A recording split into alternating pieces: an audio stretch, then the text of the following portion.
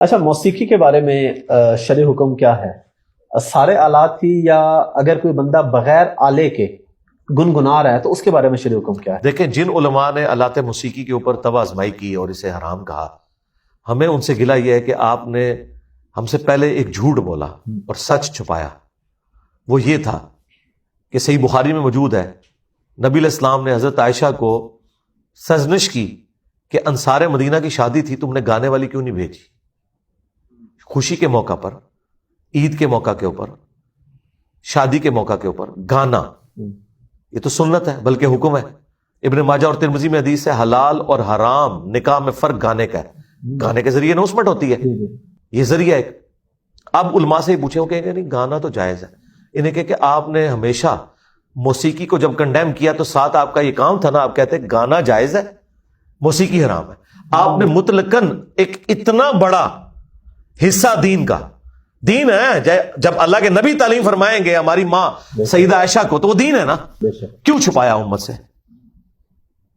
زیادتی کی۔ اب آپ کا بتایا ہوا دین ہم کیسے ایکسپٹ کریں کہ آپ کہیں کہ جی نہیں اب گانا جائز ہے، انسٹرومنٹ جو ہے وہ غلط ہے۔ انسٹرومنٹ میں بھی آ جائے، بخاری مسلم میں دف کا ذکر موجود ہے، نہیں جی دف جائز ہے، تالی نہیں ہونی چاہیے۔ تالی موجود ہے بخاری مسلم میں کہ عورتیں جو ہیں امام کو غلطی پر تصفیق کے ذریعے مبتلا کریں۔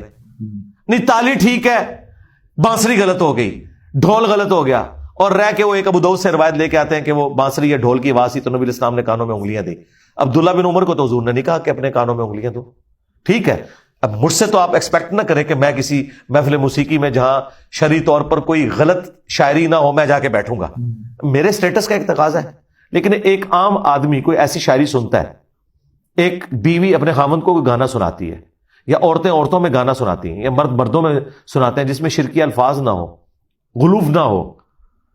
ڈاکٹر ذاکر نائک نے تو اپنے اسٹیٹ سے وہ گانا زوجتی انتی حبیبتی انتی، بیوی کی شان میں ایک گانا جو ہے وہ عربی نشید کے طور پر، اور وہ پورا طرز لگا کے، اب تو ماؤتھ ساؤنڈز ایسی آ گئی ہیں، جی بالکل بالکل، تو گنگنانے میں تو کوئی نہیں ہے۔ گنگنانا تو نبی علیہ السلام سے بھی ثابت ہے، بخاری مسلم میں حدیث ہے، صحابی کہتے ہیں اگر مجھے یہ خطرہ نہ ہو کہ مجھ پہ لوگوں کا ہجوم جمع ہو جائے گا تو میں تمہیں اس طرز میں قرآن پڑھ کے سناؤں کہ جب حضور پہ آیات نازل ہوئی تھی انا فتحنا لک فتحا مبینا، جس میں حضور کو بشارت دی گئی تھی کہ آپ کی اگلی پچھلی خطائیں، گناہ نہیں، خلاف اولا چیزیں اللہ نے معاف کر دی ہیں، ٹھیک ہے، اور اسی بنیاد پہ آپ کو شفاعت کا اذن دیا گیا ہے۔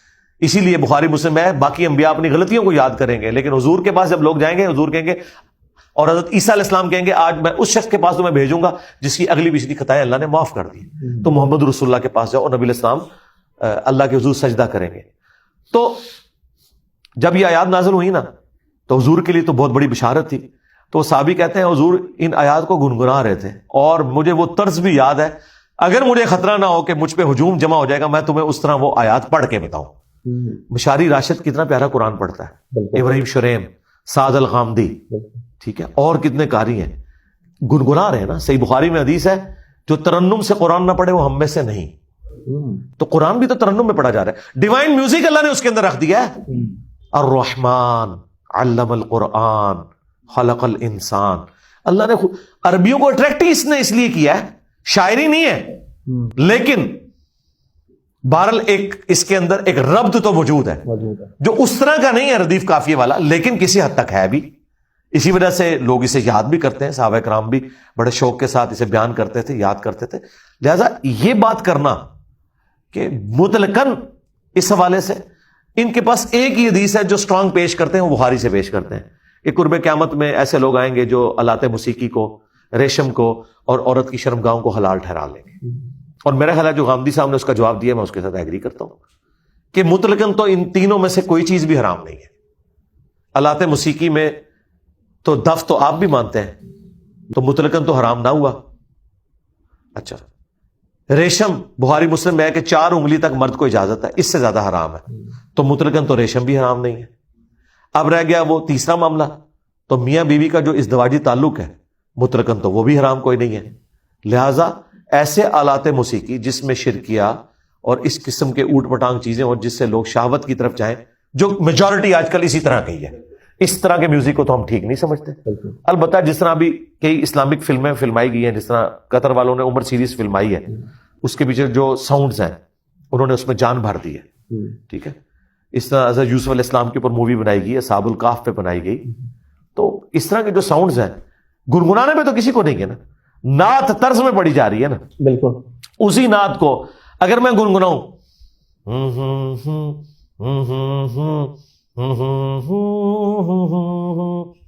کیا کہیں گے اسے؟ میوزک بھی ہے، آلات موسیقی بھی نہیں ہے. ابھی تو اتنی زبردست ماؤتھ ساؤنڈز، ہمارے جو ہدایہ پورٹر والا چینل ہے اس پہ آپ دیکھیں جتنی بیک گراؤنڈ ساؤنڈز ہیں وہ ساری منہ سے نکالی ہوئی ہیں. وہ کسی تو میرا خیال ہے اس میں دو ایکسٹریم رویے ہیں، درمیان کا راستہ اختیار کرنا چاہیے. اور باقی جو محفل موسیقی اور یہ جو ناچ گانے ہو رہے ہیں تو میں تو اس کو بالکل غلط سمجھتا ہوں، بےہودگی پہ مبنی ہے. روزے کے دوران اگر گانا سنا جائے تو کیا اس سے روزہ ٹوٹ جائے؟ نہیں، روزہ نہیں ٹوٹے گا. اچھا. ہاں، نہ اس سے وضو ٹوٹے گا اور نہ روزہ ٹوٹے گا. روزہ توڑنے والی چیزیں اور وضو توڑنے والی وہی چیزیں جو شریعت میں آئی ہیں.